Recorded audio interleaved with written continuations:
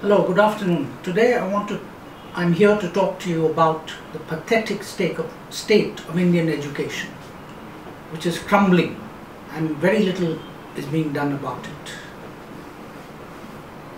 India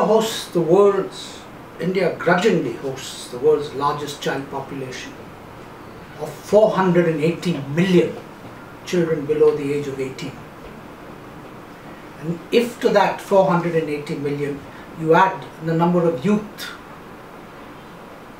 it adds up to 550 million, which is perhaps more than the entire population of Europe.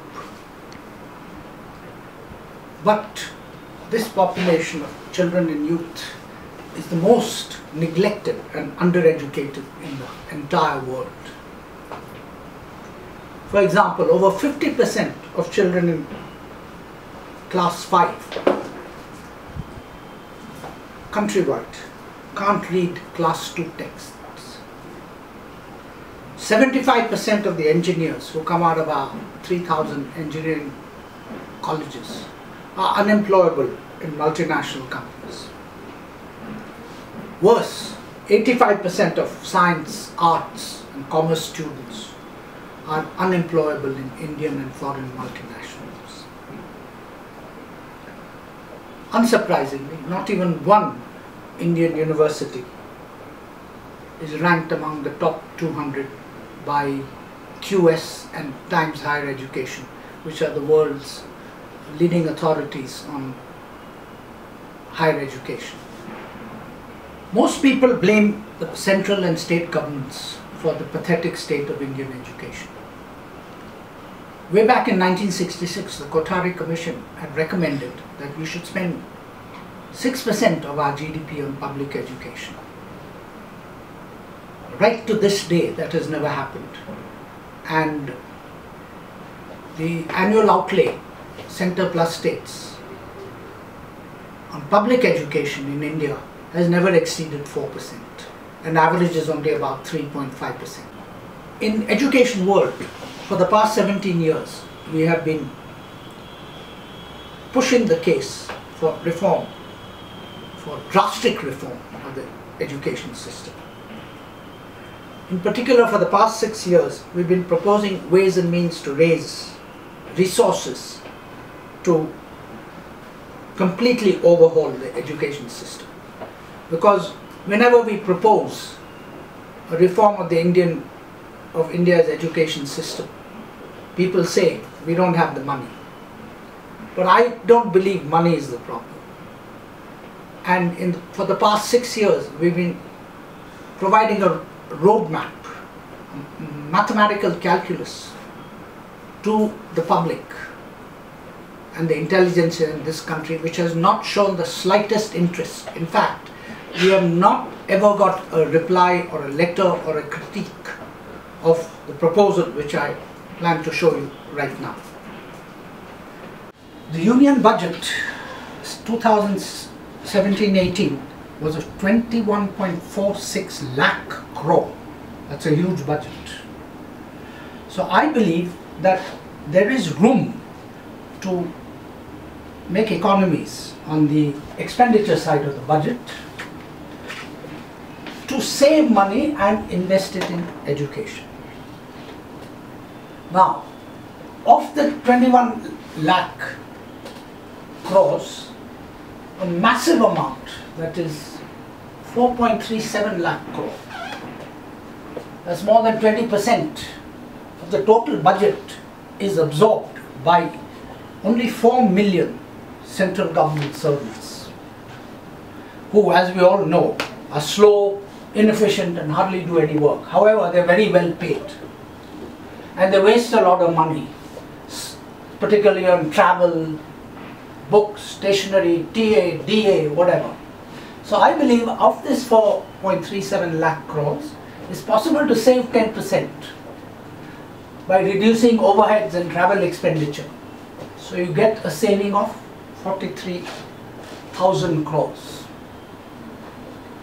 It's well known that there's a fertilizer subsidy of 70,000 crores, which goes mainly to the fertilizer company, not to the farmer.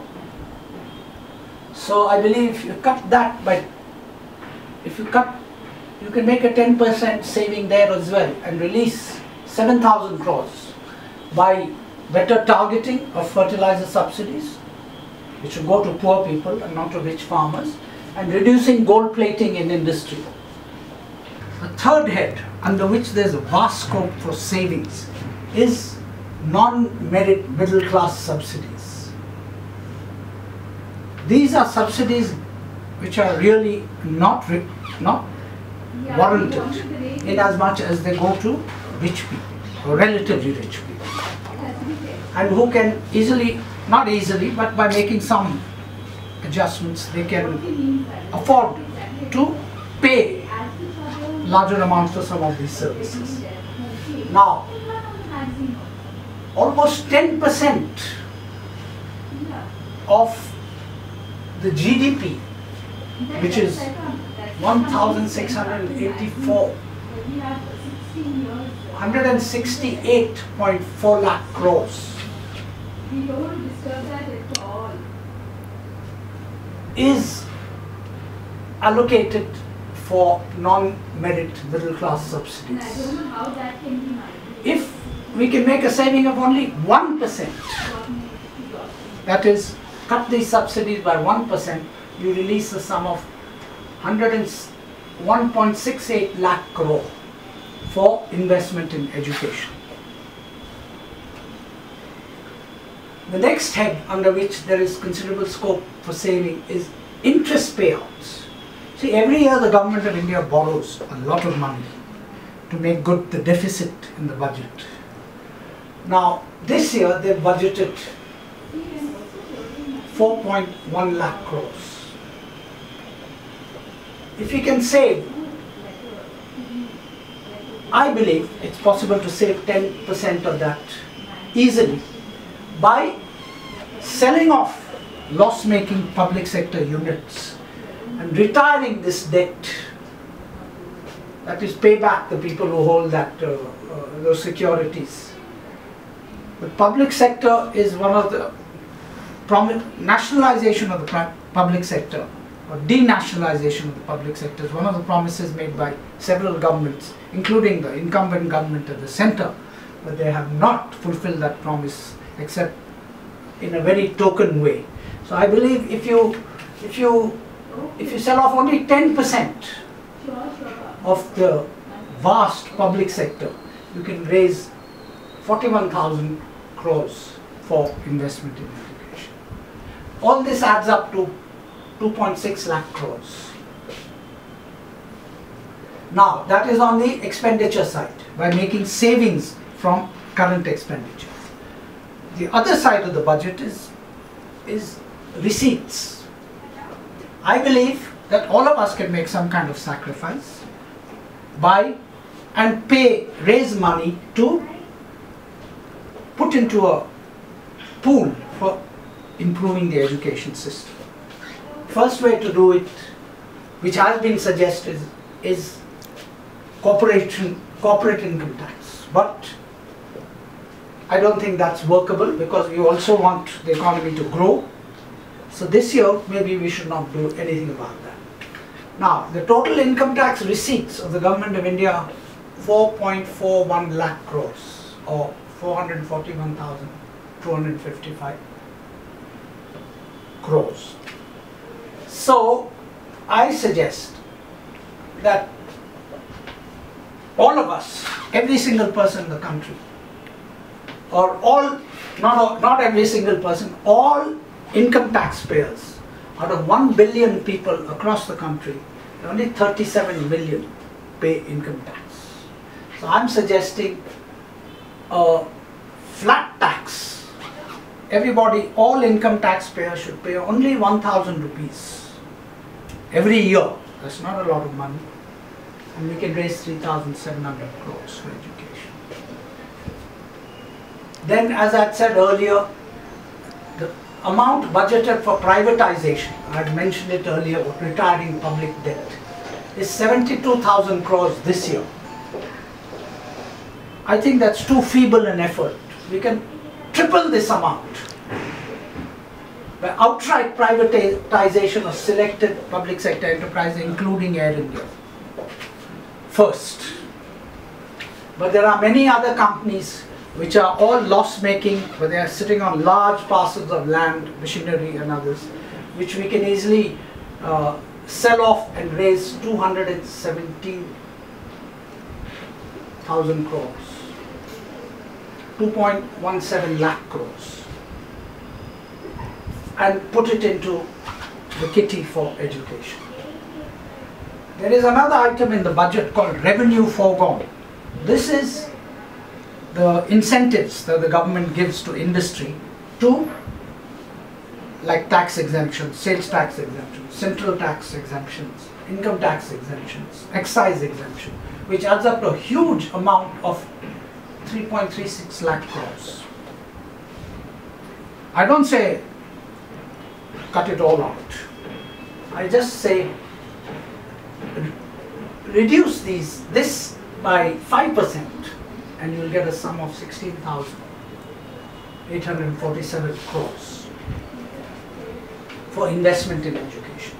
So when you add up 2.6 lakh crores and 2.38 lakh crores, 2.6 lakh crores by cutting expenditure, and 2.38 lakh crores by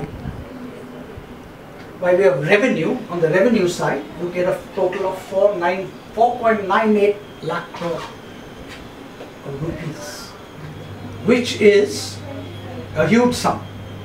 It's much greater than the entire sum currently being spent on education. In fact, therefore, this huge sum can now be invested. 111,000 crores for libraries, laboratories and lavatories in all government schools.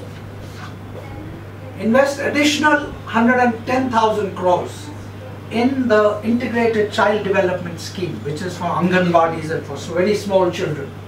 48% of all children below the age of 5 in India are stunted because they don't get enough food, they don't grow, and their brains are, they're in danger of suffering brain damage. I think we can raise 110,000 crores to put into the Anganwadi program.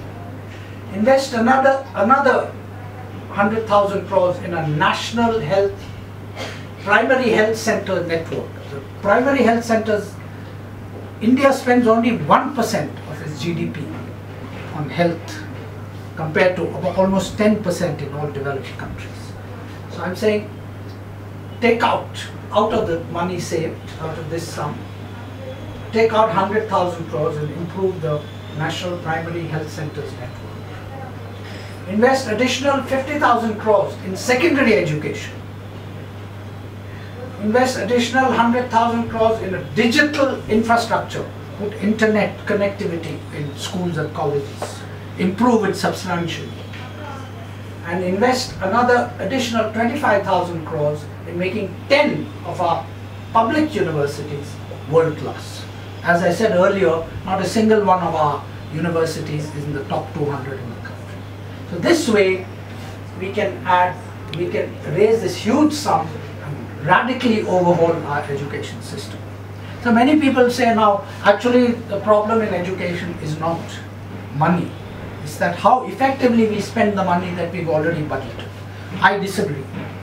I say you have to do both. You first have to make schools, colleges, inviting places where people want to go and they want to study and where they get actual lessons, actual learning happens. So they have to be inviting places. In addition to that, the money so raised and the money being spent already has to be efficiently spent. Now, this schema has been sent to some of the top economists in this country. I've asked for critiques, nobody's replied. So now I want you, citizens, and particularly the middle class and the intelligentsia, to apply your minds to this. Is this doable? Is it not doable?